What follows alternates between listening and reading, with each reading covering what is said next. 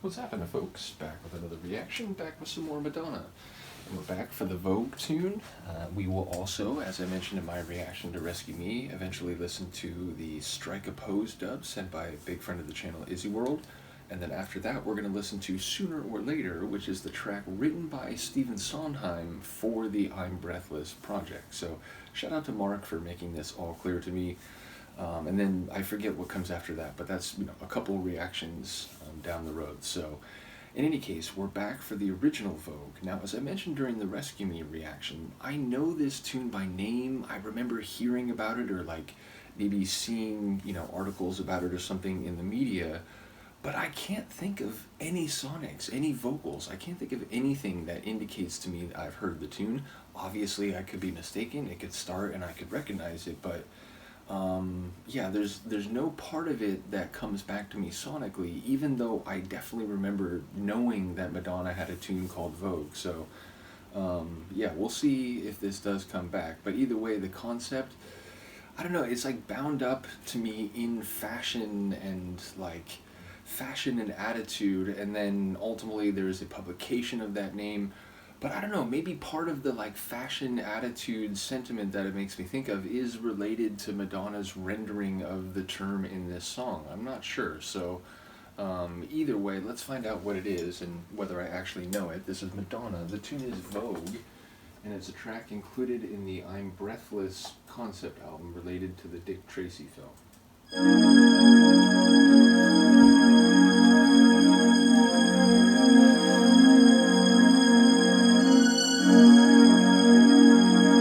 Doesn't sound familiar right away. I like those chords though.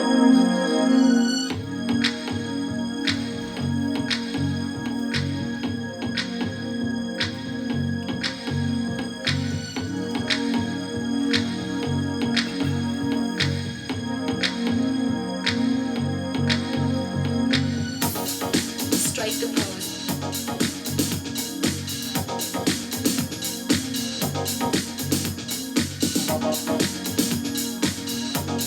Strike the pose.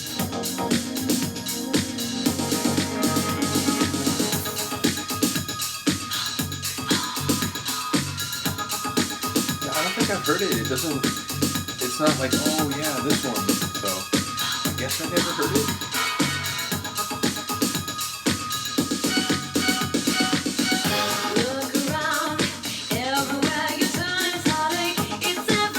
Okay, I have heard it. I didn't recognize it until now.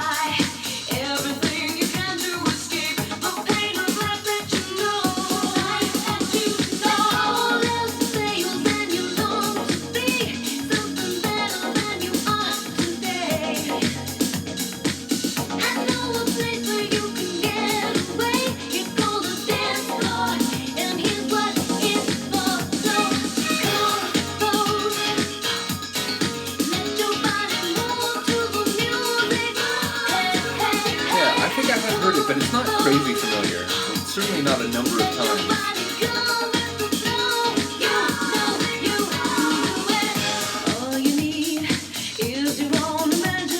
This is the part that feels familiar. The verses, I guess.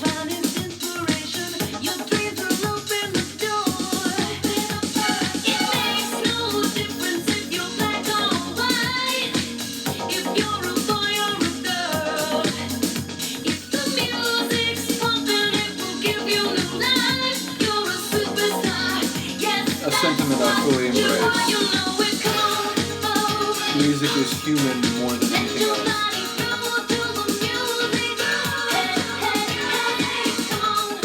But yeah, it sounds more music-based than fashion, even if like Strike a Pose and all that.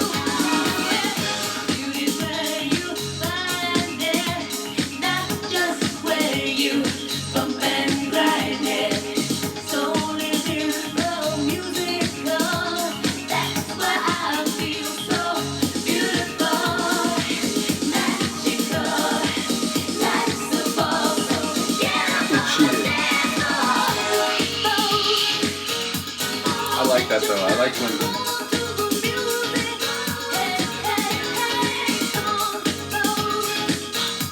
they just the framework to do something.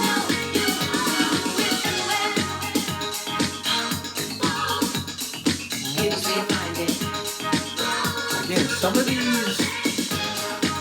the percussive loops, some of the synth work, it does feel very early 90s, like dance party.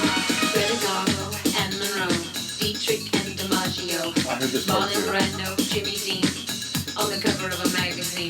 Grace Kelly, Harlow Jean, picture of a beauty queen. Jean Kelly, Fred Astaire, Ginger Rogers, dance on air. They had style, they had grace. Rita Hayworth gave good face. Lauren Catherine, Tim Robbins is like, wait, Betty what? Davis, we love you. Ladies with an attitude, fellas that were in the mood. Don't just stand there, let's get to it. Strike a pose, there's nothing to it.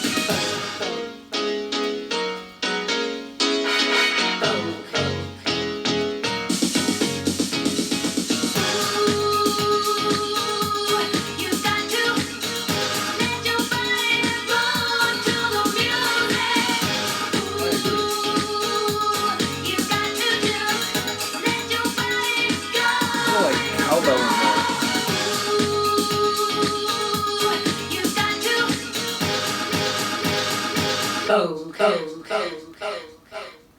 Damn. That's an ending to a track.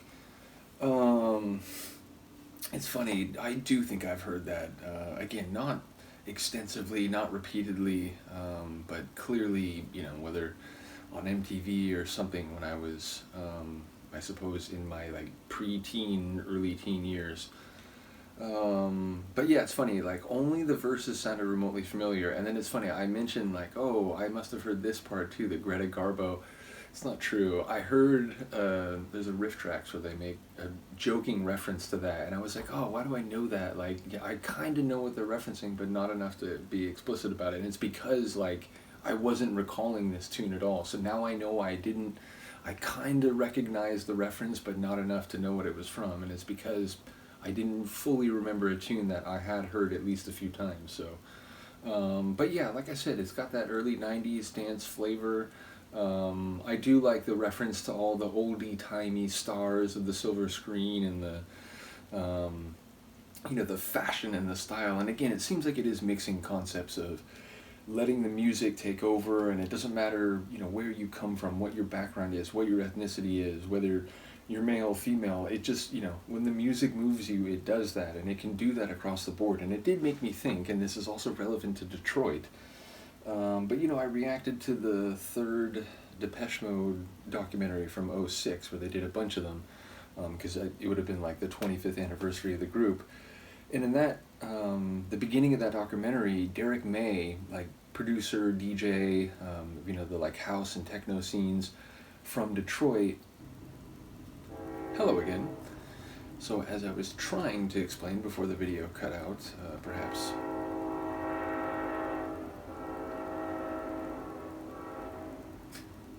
Train's like, screw you, man, you don't get to do your video. Oh, piss off! Anyway, as I was trying to say, maybe my camera was telling me to be quiet, now that maybe the train's telling me to be quiet. But what I was trying to say is that, in that Depeche Mode documentary, they talk about Derek May, techno DJ, house DJ, he talks about how they ended up caning, as they say across the pond, the tune Get the Balance Right, because it wasn't, it was in a white label, it wasn't really marketed to like the pop market, the like teen synth pop market, anything. It was just released as a white label, and so it got picked up by that crowd, and it's like, oh, there's a cool instrumental mix.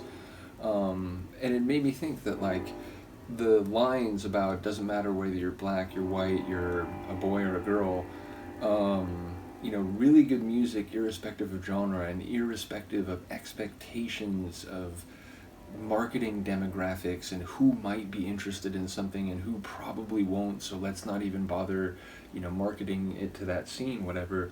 Goes to show, if you don't make prior assumptions about who might like something, it could have a lot of crossover appeal. So I really do sympathize with that part where she talks about, if you're human, and the music moves you, go with that, and let that be part of your experience. But it did also be seen to seem to be talking about striking a pose and referencing these film stars who are, very famous for their looks on the silver screen. So yeah, a lot of things going on, but I definitely enjoyed this one, and clearly I've heard it at least a little bit. So yeah, ultimately looking forward to hearing the Strike a Pose dub, and wondering, I expect it to be maybe more dance oriented. If you call something a dub, you're saying you're stripping out some of the vocals at least, and therefore I would expect it to be more groove, like percussive, dance oriented. So I guess we will cross that bridge when we get to it. Big shout out to Izzy again for sending that over, and big shout out to Mark, of course. And we will, as I said, after that, go to the Sooner or Later track from I'm Breathless, written again, I think, by Stephen Sondheim. So looking forward to all that. Let me know what you think of this. I will see you next time. Peace.